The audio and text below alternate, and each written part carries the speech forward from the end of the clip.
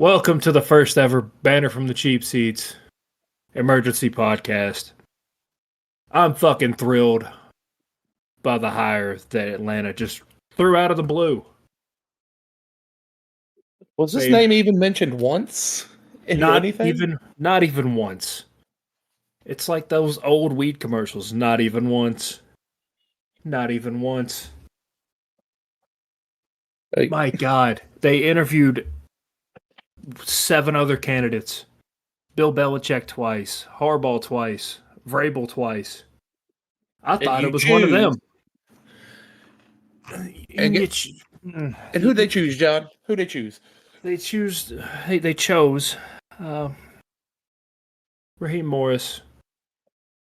Welcome back to Atlanta. Welcome back. Glad to have you.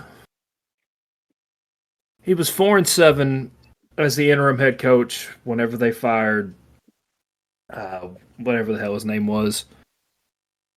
Almost said Arthur Smith. Dear God. Dan Quinn. When they fired Dan Quinn, he stepped in. Did a real bang-up job. Went 4-7. And before that, he was at the Buccaneers. He only won 17 games. His overall coaching record is 21-38. We had how many proven winners? 3 proven winners that they had interviewed twice, and they go with him. Hey, of all the people interviewed, you had 3 that you know could take you to a playoff game this very next year. 2 been to a Super Bowl, and 1 been to 6 of them. 8 of them. Sorry, I forgot Eli Manning, but yeah. Oh no, make that 9 because I forgot Nick Foles too. But still, you Nick go Foles, with. Was he there for the 4 years before Brady, or was that before he joined New England? That was before. Anyway, man's been there forever. Man's been in the postseason more than every that's in the NFL right now, and you just say nah. Just nah. I'll save. Part of that anger that died down as I heard who they're hiring as a offensive coordinator. It's actually not that bad of a pickup. Zach Robinson, the Rams, OC. I'm okay with that. If we'd done this podcast about 4 hours ago when it was announced. Oh my God. I would have lost my ever-loving shit. I've calmed down a little bit. I'm still pissed off. But the players that are on the team, the star players on the team, love the hire. I don't know how to feel about that either. But it's working out for something. Yeah, it's working out for Dan Campbell. His players love him. So I want to be wrong. I really want to be wrong on this one. You took both coordinators from the Rams in one move. I think the reason the Belichick hire didn't go through is supposedly he wanted control of the roster, of trades, of draft picks, free agency, all of that, and they just kind of told him no. Yeah, he did a real bang-up job in New England towards the end there, so I get that. But New England also had Atlanta's old GM working with player personnel, Thomas Dimitroff. So that's probably why their defense was so bad. Yeah. I'm lost for words. This was just straight out of left field. I didn't believe it the first few times that I was looking at it, and then the Falcons announced it about an hour after Adam Schefter did. And you say Falcons Twitter and the Falcons fans on the Facebook pages were there were some mixed reactions. Yeah, most of us livid. Most of us pretty livid. Well, I mean, after the big 3 that were interviewed twice, can't blame them. Yeah. There was a rumor going around. I think it's been confirmed now that there was some internal push to get Morris, and I'm thinking Rich McKay. Uh, I'm not. He's not the GM. He's like the next thing to AGM? Ward. He's not the GM. He's not. He's not the general manager. He's like the next guy. Yeah, it'd be the AGM assistant. No, he's. I don't know. I don't know what the fuck his actual um, name What'd of you his say his job name is. was again? Rich McKay. Him and Arthur Blank are the two that did all the interviews and decided on the hire. The actual GM of the Falcons had no fucking say in it.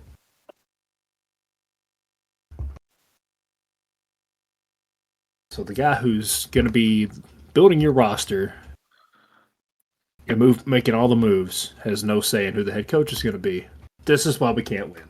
He is the CEO of the Falcons. There we go. So he may actually be above the GM.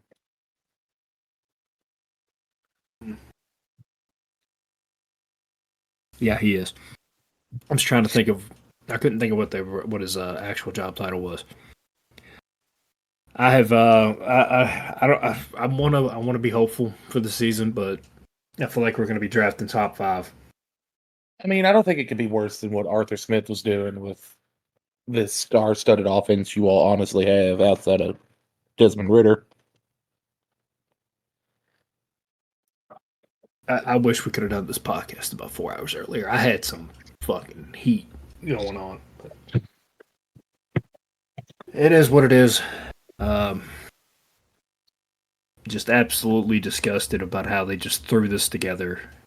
Pump faking literally everybody. We blew a 28-3 lead on the Belichick hire. And Harbaugh got signed up by the Chargers after we had given him 2 interviews. I think the Chargers were going to win that one regardless. That's an offense that's going to be absolutely a fucking problem next year under Harbaugh. AFC Championship next year for them. I Easy. don't think they're winning a Super Bowl this year or this coming year. But they might. They might. We'll see though.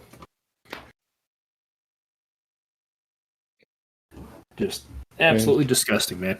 As long as there's another team to cause problems for the fucking Chiefs.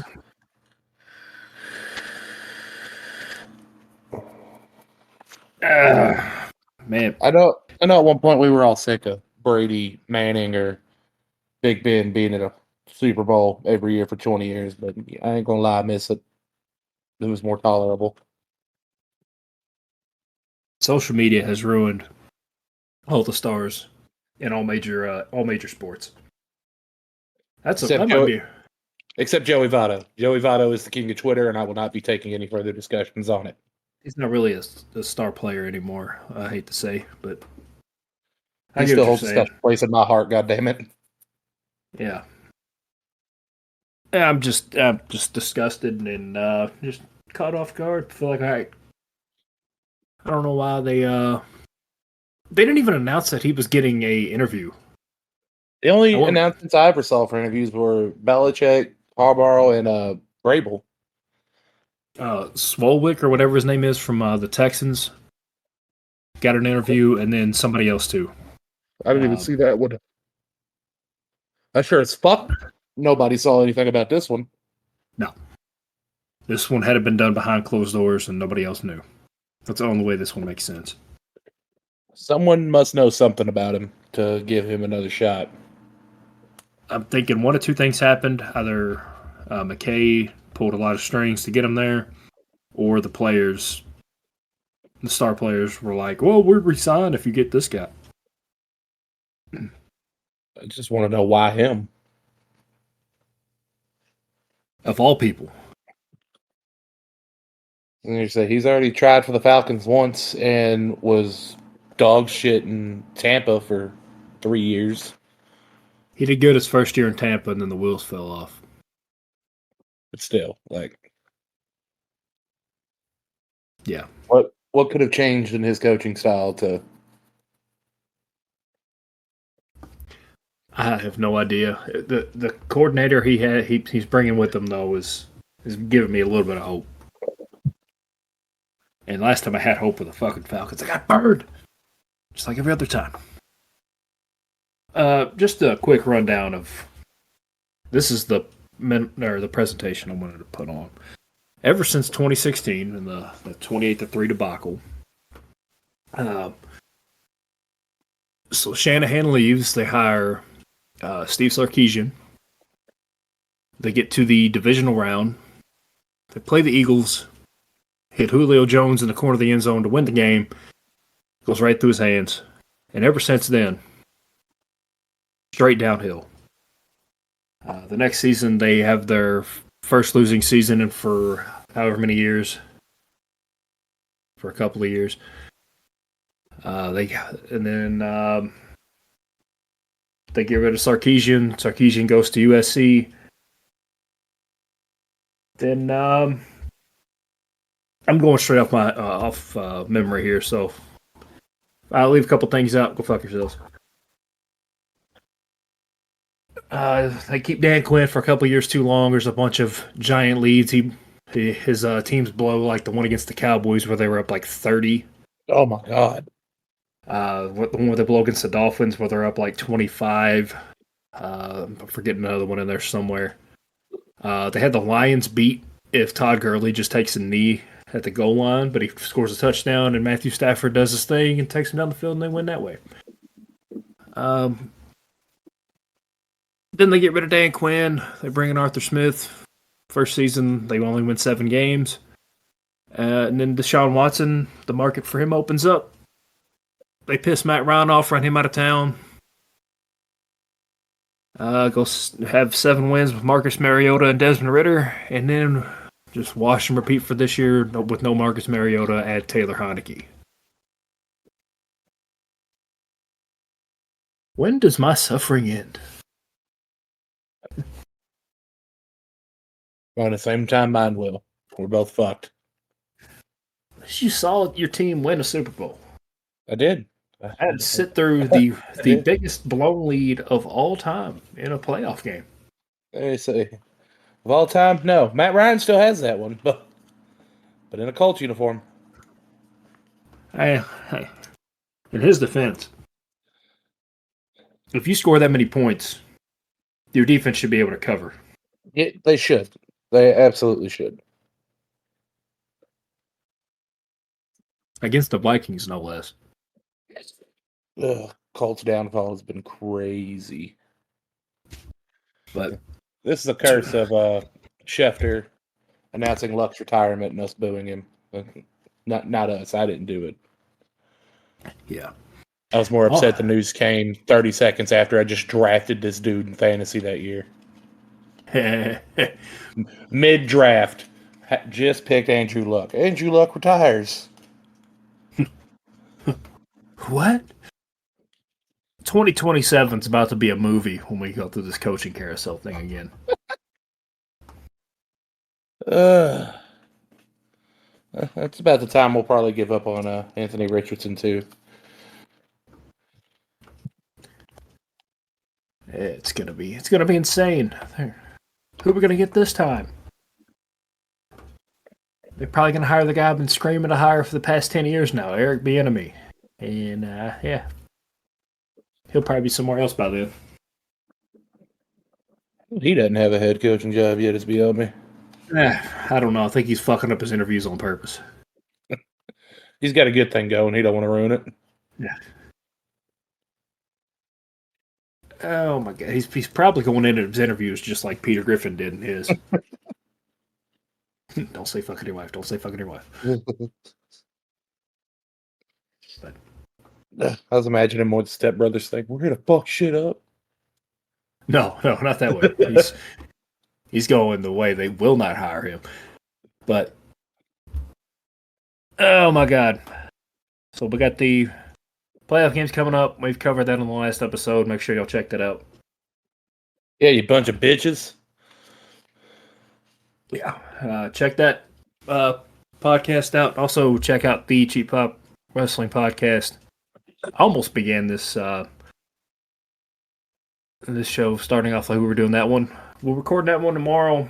You gonna want to tune in for that one? That was going to be fun. Bunch of news about Vince McMahon, Brock Lesnar, and all the other sex trafficking stuff going on. Yeah. Bombshell got released on Twitter. We'll go over that tomorrow. Dakota, you got anything you want to add before we get out of here? Captain America, you're our only hope. It's Lamar B1 Kenobi. You're our only hope. Unblock me on Twitter. I need one more unanimous MVP caliber game out of this man. That's it. I need one more and then him to lose to the Lions in the playoffs. And say Ray Lewis gonna be there, Ed Reed gonna be there, T-Pain's performing at halftime. Why T-Pain? Does it matter? It's T-Pain. That's fair. Michael Phelps is apparently bringing the ball out. So basically, they're bringing out everybody. That's Ravens money line. Lock it in. Yeah.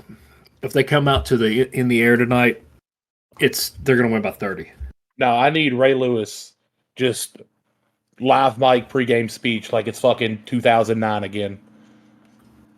And if they're not up big at halftime, Ed Reed. Well, Keith said dominate. We ain't dominating. Yeah. But we're going to get out of here. We'll be back tomorrow for the wrestling podcast. Same time, same place, same dickheads. Make sure you follow us everywhere you do social media at Cheap Pop Productions. Check me out on Twitter if you want to see some funny rants about what's going on right now. CPT Hook 53.